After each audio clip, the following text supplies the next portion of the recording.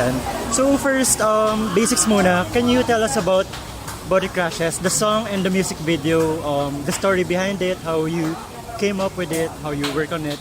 Okay, well, the song is about kind of a relationship without a future. And I was thinking about love, how it can be a good thing and a bad thing.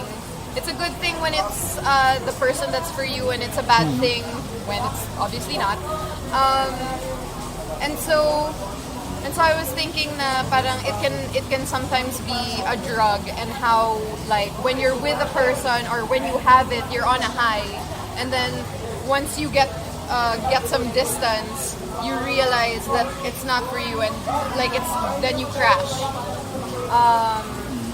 Yeah, so I mean, from the lyrics, it's pretty straightforward, I think. And then the music video, although it's not like absolutely connected to the song, I was trying to think about what could be usually relationships that don't turn out well, or that don't end well, and it's usually like, I guess, cheating.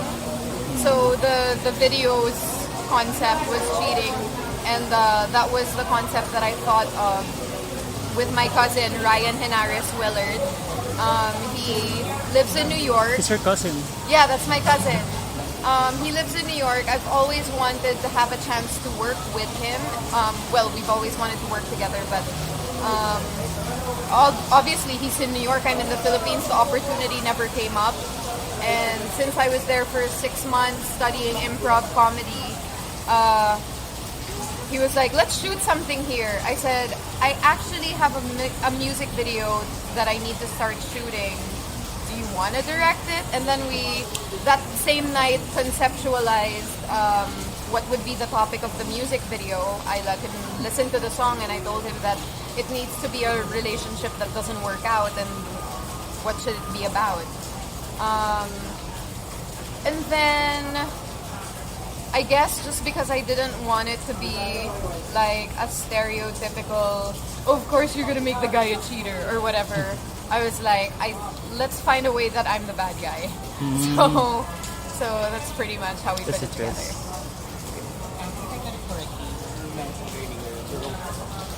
Yeah, I wrote the song.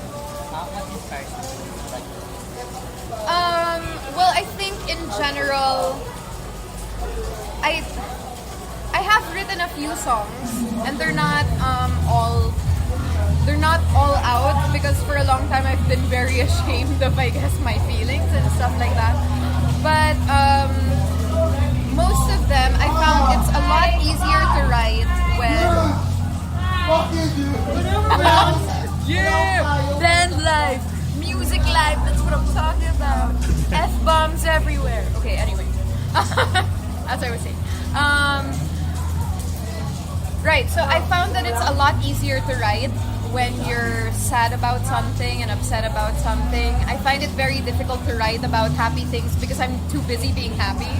So I have no time to sit alone and write my feelings. Which is sad. But I do have happy songs coming out soon. So I think you're gonna find that a lot of my songs will probably be the negative side of love, because I find love to be like a really inspiring, strong feeling. Yeah, I think it inspires everything. Whenever I have a character, even, I always connect every emotion. Like even when I'm like anger, like if I'm trying to feel angry at a certain point, I always hook it to someone hurting someone that I love, or something like that. I think like love is the root of all of the other emotions. So are you planning to like make an album revolving around that concept or theme, or have you thought about it? I haven't like strictly aimed for an album. I kind of wanted to record all of the songs that I write and release one every month, maybe, or every couple months. A more realistic hope for now would probably be an EP, not a full album. But I mean, I'll eventually have enough songs to fill that up. You mentioned earlier na parang baduy nga na pag-artista gusto kumanta ganun. So Someone had to say it, so I just decided to say it. so can you tell us what you think of the local music industry in relation to that, and not in relation to that, parang what do you think of the local music industry? Well, first of all, Filipinos are made to sing. I really think that we're a country that loves music more than most what's this cultures. Nationalities. Yeah. Everyone here can sing. Sometimes the people in the audience sing better than the people on stage. I've seen it many times where you're like, oh, kayo naman! Oh no. Where people are just so talented in that way. And I think for a long time, we weren't able to express ourselves through songs because the only thing that was selling was remake after remake after remake, which is so, you know, the last time that like music was on a high was when I was in high school and there was Up Dharma Down, Urban Dub, Bamboo, and you could, you The know, band like explosion. everyone celebrated them, and then it went down and there was no one releasing original music.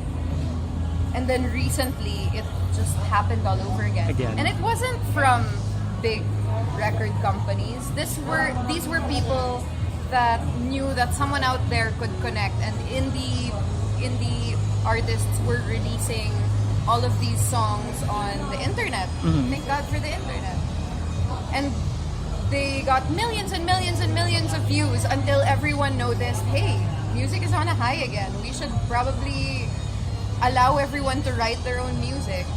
And now you can see that so much original music is coming out, and it's very inspiring even for someone like me that is very new to the music scene. I grew up in that age where I said music was being celebrated, and like I had always wanted to sing but never got the chance, and if I did, it was because someone had to write something for me, or there was some kind of marketing thing to be done, or a paycheck to be made, or something like that. So it's nice to finally do it just to express. Parang ganun. When did you start, or when did you discover that, well, I want to write a song, I want to produce it, and I want to sing? The writing part I had been doing for a long time. I grew up writing songs and poems, and then crumpling them, throwing them away, and hoping that no one that I know reads my feelings. How embarrassing. Pero sayang. Well, hindi ko na sila maalala, so too bad. I have to write more. Buti na lang, who knows? Sometimes you think, oh, it's so good, and then you read it 2 years later, you're like, what was I thinking? Yeah, and then the producing and singing part, siguro the singing I've just been doing secret. I sing all the time, to be honest. I sing in the shower, I sing in the supermarket, and whatever. In the car. It's just, or I sing when I have to promote. Yeah. You know what I mean? When I or once in a while when I go on the Sunday shows, I get to sing, and it's fun for me because you perform, but you know, I think it's different. It takes a different set of guts, I guess, to put something that you've written, because then everyone has the freedom to say you write bad, or you know what I mean, or Everybody's your a feelings critic. are weird, or anything. Everyone is a critic now. Of course, yeah. Well, you know, you post one photo, people will zoom in on the one flaw it has. Everyone really is a critic. Luckily, we're all our worst critics, so there's nothing that anyone can say to me that'll hurt my feelings anymore. Going back to the music video for Body Crashes, when Jim and I were watching it, our first impression was, is this lost in translation? Oh, wait, to be fair, there is zero kissing in Lost in Translation. That's true. My video was a kissing heavy video. Too much? You know what? Brian had to ask the music channels. He was like, "Is this safe for our country?" And you know what? At the time, I had been in New York for such a long time that, like, when my cousin and I didn't write the kissing parts. Okay. Just to be fair, I did not direct myself. I had a director. It's not all my idea. Disclaimer. Anyway, but I had been in New York for such a long time that I forgot that we had these restrictions here because they didn't there. And I was just kind of shooting from the hip and like going with our gut at the time. And then it's only when Brian brought it up, he was like, there was so much kissing, I had to ask if it was allowed. I was like, you're right. I didn't even think of it because I was there the whole time. And I mean, these people are so free. You have to understand. I was in a place where every person is free. You know how here, you're in an elevator and hindi man lang tayo mag-uusap kahit tayong dalawa lang yung nasa elevator. Dun kasi, you'll walk down the street and they'll be like, dope jacket. And I'll be like, thanks, man. You know, everyone's so free. And everyone's cussing all the time and they don't care what you think and whatever. So, I'm sorry if there was a lot of kissing. I don't know what to say. Maybe it's not safe for Philippine television, but it's safe for the internet. Everything's safe on the internet, I guess. I want to ask about the earlier music video you did, the one for Napapagod. Napagod, sorry, with Bryce Home, the one we collaborated. The interesting thing about that is it's still in continuity with the music videos that Bryce Home made for their own songs, which are all sort of inspired by San Junipero, the Black Mirror episode. Right. So how did that come about? The one you did for them. So is it still connected to that or? Yeah. Well, first of all, I think that at the moment I'm kind of a genre-less artist. I haven't like fully discovered what I want to do because I kind of want to do everything. Bye, love you. You're the best. So when I was in high school, you could either be rock or hip hop, and that's your identity, and that's the only thing you listen to. That's it. Rock ka lang o hip hop. And then, you know, now it's just so interesting because we have the freedom to mix genres. Like, this is Napagod is synth wave pop. Yeah, that's Bryson's genre. Yeah. While Body Crashes it's a little bit of techno, but depends how you play it. It can be rock. It's definitely pop for sure. But it's always a mix now. Everything's fusion. I've actually read that Body Crashes described as electro R&B. Oh yeah, there is actually a lot of R&B in the bridge of the song. Like the bridge is done in very R&B style. So that's the thing because I'm still discovering myself. I don't have a genre that's mine. You know what I mean? I love them all. And at the time that I was doing Napagod, I had just finished watching Stranger Things, which was very 80s, and I wanted it to be all about that, which was perfect because that's Bryce Home's sound. And then That's true. For the music video, it was very San Junipero. San Junipero, which I did get to watch with the lighting and everything. The, you know, the bisexual lighting. Yeah. Me naman, because I mean, how I felt during that time is I didn't want to look like this super feminine dress wearing dream girl or whatever that I do tend to sometimes project or play. This was me being wasted in a bar alone. Like, obviously I'm like the only person there. You know what I mean? So, and not being able to figure my next step or my life out. So, yeah, that's pretty much the vibe of that video. But do I think you're also playing another character in that video? The one singing with Bryson. Is that supposed to be a different character? That's true. My impression was you were playing the two characters in San Junipero at the same time. Well, I wasn't necessarily, pero I think that napagod is it's like a song where it's just all about confusion, and even at the end of the song, no decision is made. A dilemma. Yeah, so it doesn't. So I feel like that's kind of how it is when you don't know what to do. Sometimes you're this and sometimes you're that. Okay. And I just. There's one energetic character and there's one like. Not. You know, there's one character that interacts with other people and there's one that's alone. Yeah. There's one that looks wasted, there's one that isn't. There's one na nag-ayos, yung isa hindi. You know what I mean? It's just, sometimes you're both. One geeky and one outgoing person. Yeah. Okay, so if we do that, sorry. So, any final words? Do you want to talk about any of your upcoming projects or? Yeah. Upcoming projects. Well, I do have an upcoming project. My next one is going to be a drama with GMA.